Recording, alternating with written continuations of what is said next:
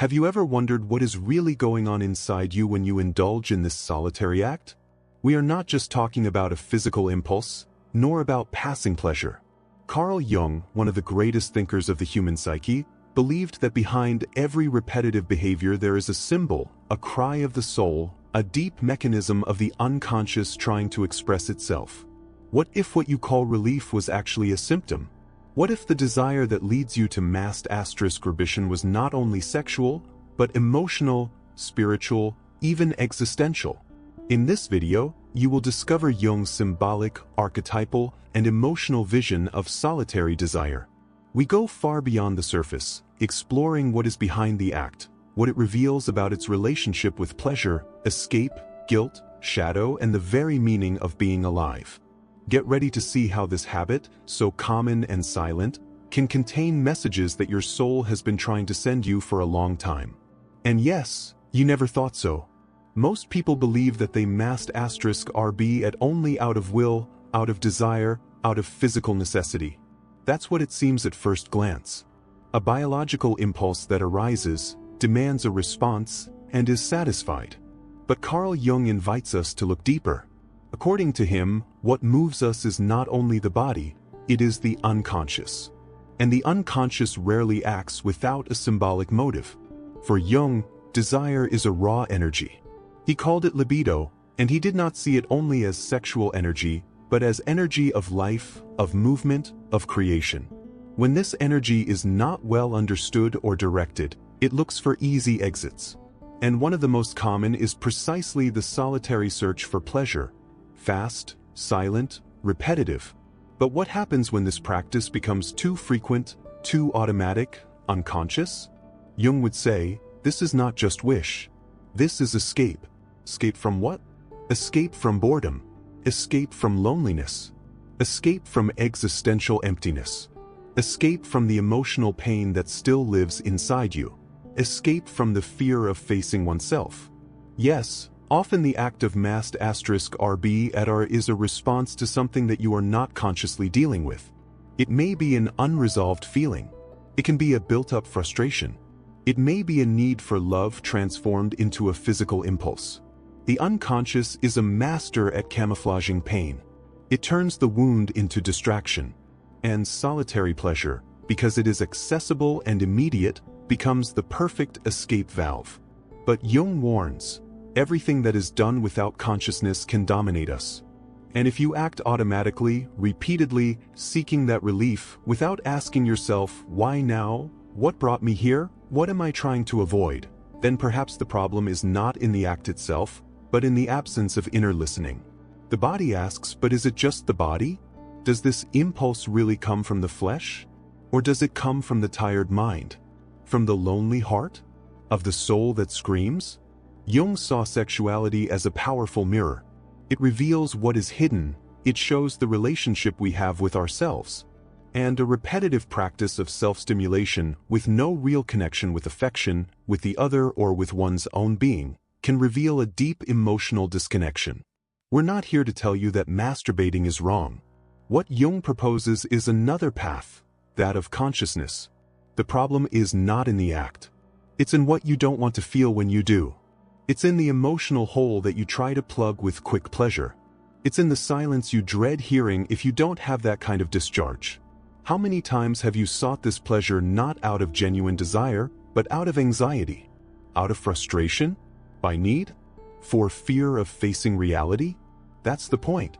Jung said that the unconscious does not act by chance. He expresses himself. He screams. And what you think is just a physical behavior may be symbolic language from your unconscious saying, hey, something in you is hurting. Look at me. But you don't look. You open a website. You close your eyes. You relieve yourself and go back to ignoring the call. And this is accumulating. Energy that could be used to create, to transform, to evolve, is being diverted every day to plug an emotional hole that continues to grow. And what's the problem with that? It's just that you become dependent, not of pleasure, but of escape. You begin to associate emotional tension with physical relief. And this association shapes their internal paths. Every time you feel frustration, anger, sadness, The body reacts by asking for pleasure, but not because he needs to, because you taught him that this is the fastest way to escape. And when he realizes, he is arrested, trapped in a cycle that doesn't feed your soul, doesn't strengthen your self-esteem, doesn't solve your pain. And the worst, that you hide from yourself what is really happening inside. Jung believed that the first step to freedom is consciousness. It's not stopping everything. It is not to repress oneself. It is to look sincerely at what you are seeking through that pleasure. Are you touching yourself because you want to connect with your own body? Or are you trying to escape the anguish of not feeling loved, seen, wanted? Is it really desire? Or is it a poorly expressed need? These questions are uncomfortable, but they are the ones who bring lucidity. And only lucidity can break the cycle. Carl Jung did not condemn desire, but he reminded us that every desire contains a symbol, and that ignoring this symbol is wasting the chance for inner transformation. Maybe what you seek so often, not pleasure. Be welcoming. Maybe what you're trying to calm down. Don't be your body. Be your soul asking for help. And you never thought so, did you? Have you ever wondered why your body seems to ask for this relief in times when you're emotionally shaken? Why, even without direct stimulation, does craving appear just when you're bored, stressed, lonely, or emotionally vulnerable? Carl Jung would say that this is no coincidence. For him, the body is an extension of the soul. And often, when the soul is not heard, the body begins to scream for it. This cry does not come in the form of words. It comes as an impulse, as a compulsion, as urgency. It comes as a physical desire that, in fact, hides an emotional cry for help. Jung believed that the psyche, what you are inside, constantly seeks to balance itself.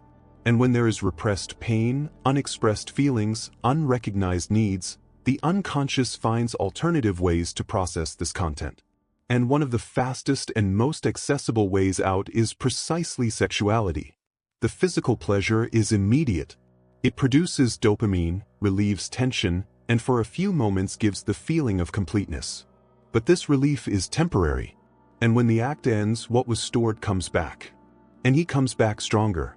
The body then learns that it can momentarily release this emotional discomfort through masturbation. But this becomes a cycle. And what was just an occasional resource turns into an automatic response to any internal discomfort. We are not talking here about vice in the moral sense. We are talking about an unconscious pattern of coping with pain. Do you feel empty? It seeks pleasure.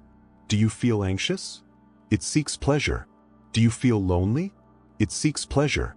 And that's because, on some deep level, you've learned that it's easier to shut up your soul with your body than to face what you really feel. Jung called this the displacement of the libido. That is, instead of using your energy to look inside, understand your feelings, build real effective connections, you shift this energy to a quick pleasure, which diverts your attention from what is really happening. It's as if every time you touch yourself, you say, "I don't want to hear that right now." But the soul keeps talking.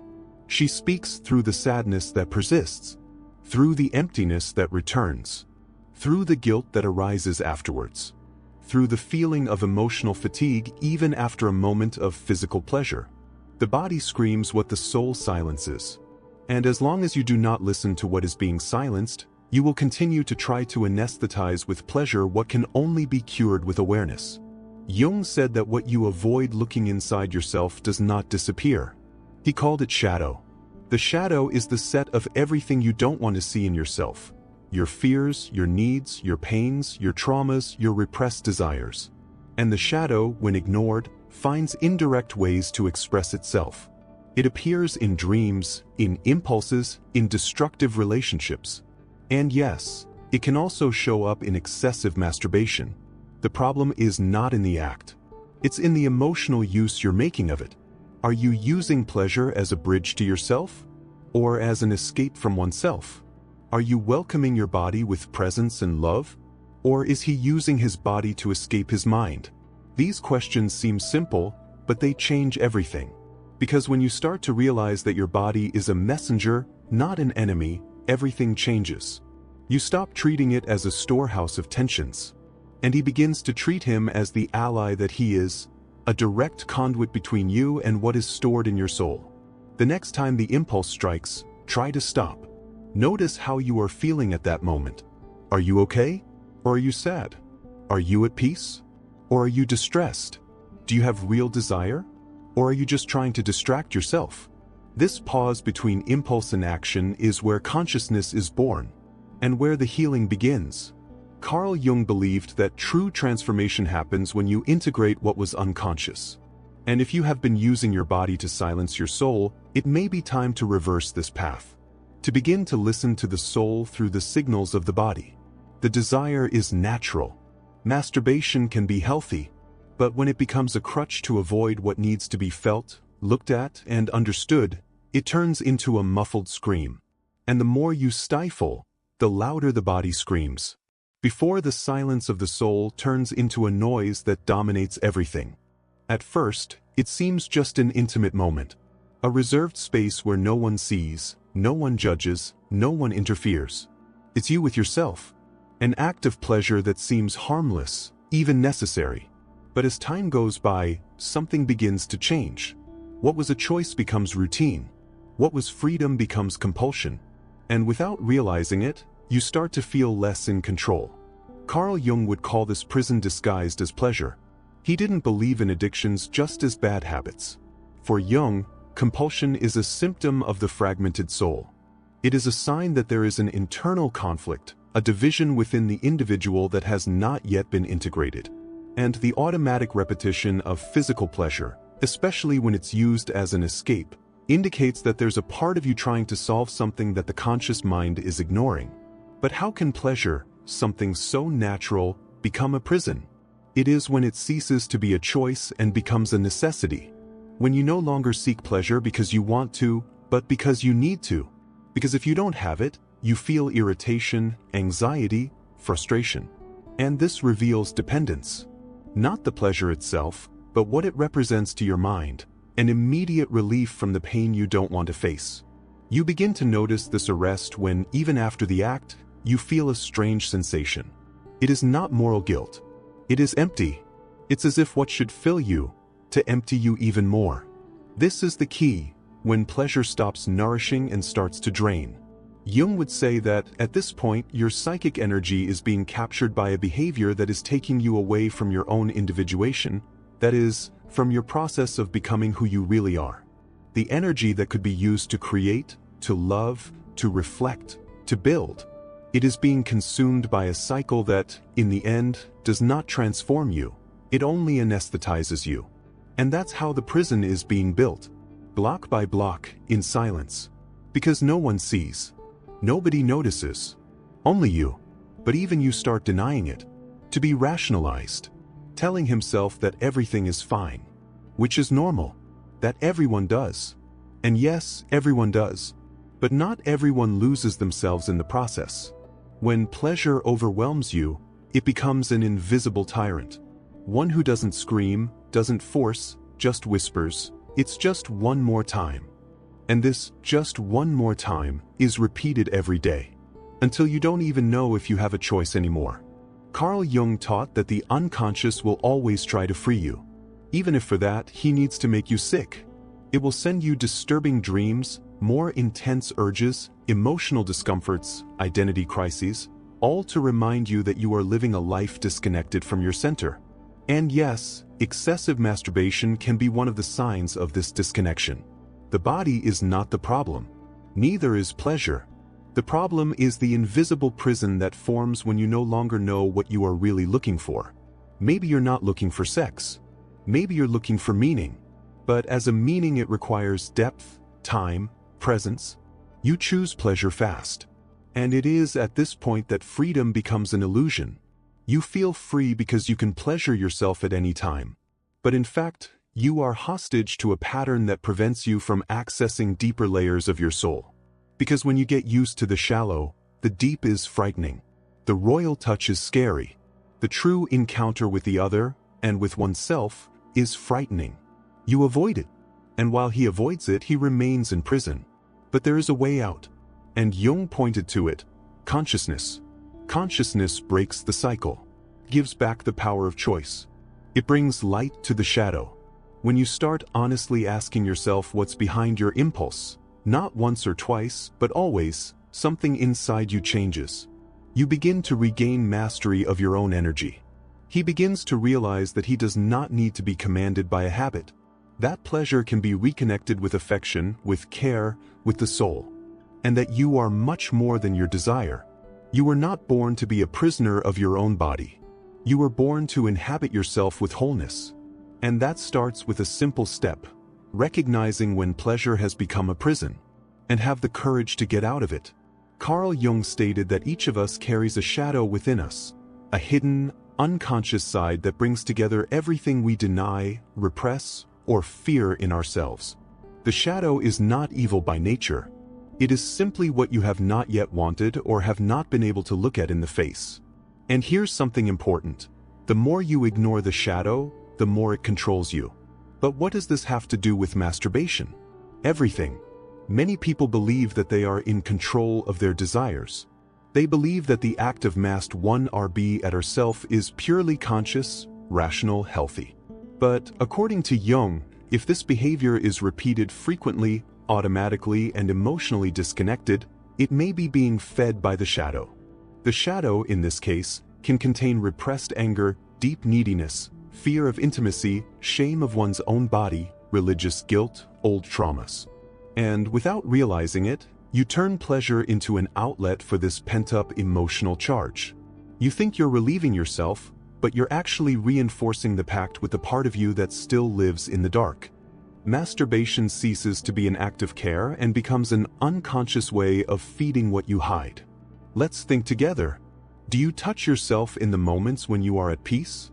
Or in the moments when you are anxious, bored, frustrated? Do you really feel pleasure? Or do you feel only relief, followed by a certain emptiness? Automatic repetition, when not accompanied by awareness, strengthens the shadow. It keeps you stuck in a cycle where you don't understand the source of the impulse, you just respond to it. And so, desire becomes a symptom. Jung said that, until you make the unconscious conscious, it will direct your life, and you will call it destiny. This is what happens when you don't recognize the shadow that is behind your repetitive acts.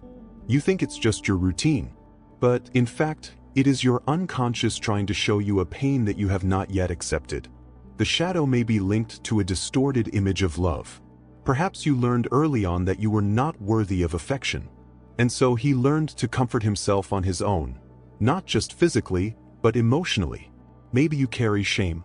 Shame on your body, shame of desire, shame on your story, and he uses pleasure as a silent way to punish himself. Yes, punish, because masturbation is not always about pleasure. Sometimes it's about self-denial, about confirming the belief that you are alone, that you are not worthy of connection, that the pleasure you seek will never come through the other because you don't deserve it, and all that it is shadow.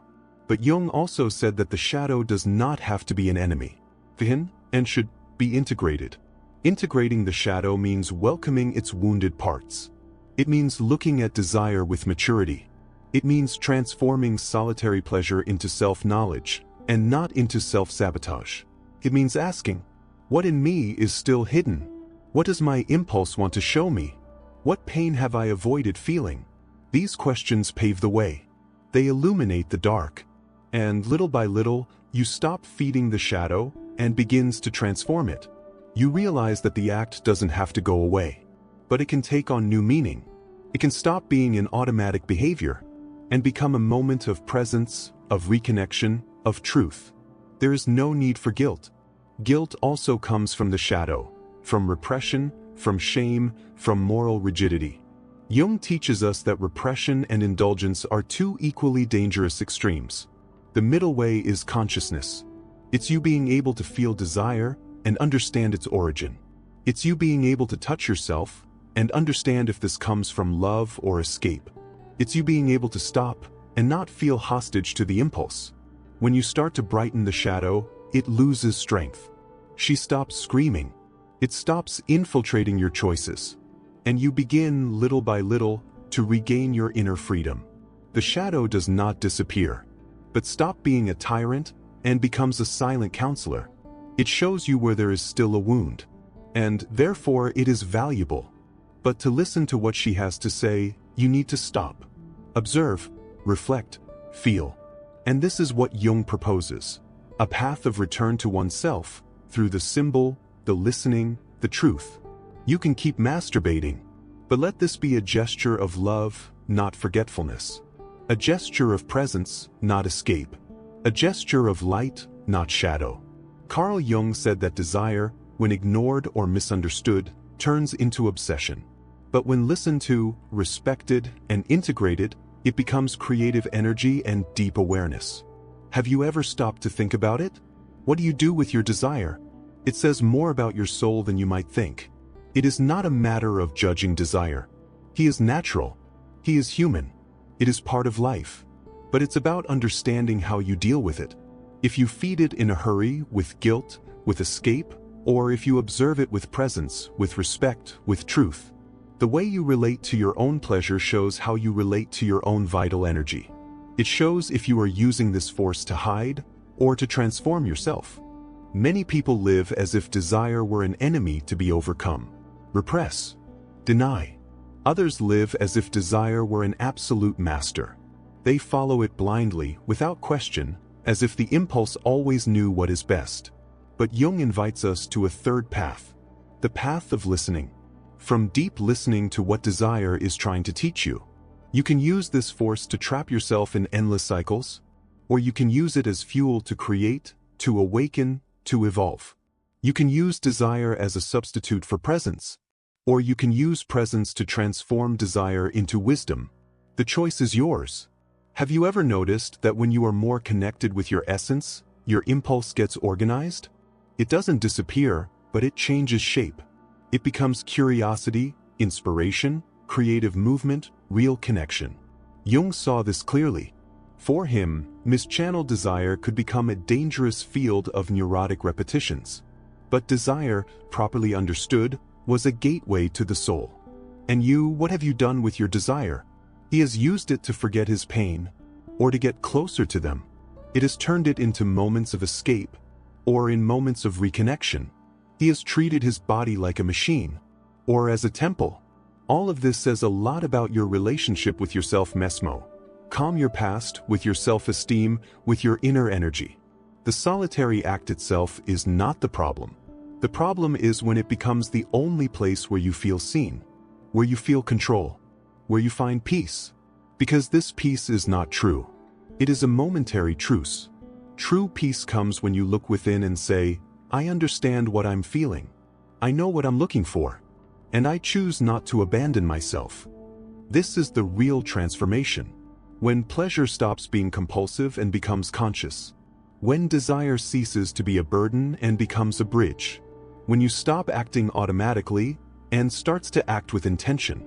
And that doesn't require perfection. It doesn't require you to ever touch yourself again. It doesn't require you to blame or repress yourself. It only requires honesty. The honesty of recognizing that desire is part of you, but that he no longer needs to command you. You can sit, breathe, and listen to it. Ask him what he wants, what he needs. What is he trying to tell you? And little by little, you will realize. Desire is not the enemy. The escape is. Desire is only a messenger. And when you listen with courage, it ceases to be a symptom, and it turns into wisdom. Carl Jung teaches us that everything that is lived with consciousness is transformed. And now that you've seen what really happens when you *RB, now that you've seen what you've never seen before, maybe it's time to do it differently. Not because you need to repress yourself, but because you deserve to know yourself. And the desire, it is one of the most powerful ways to do so.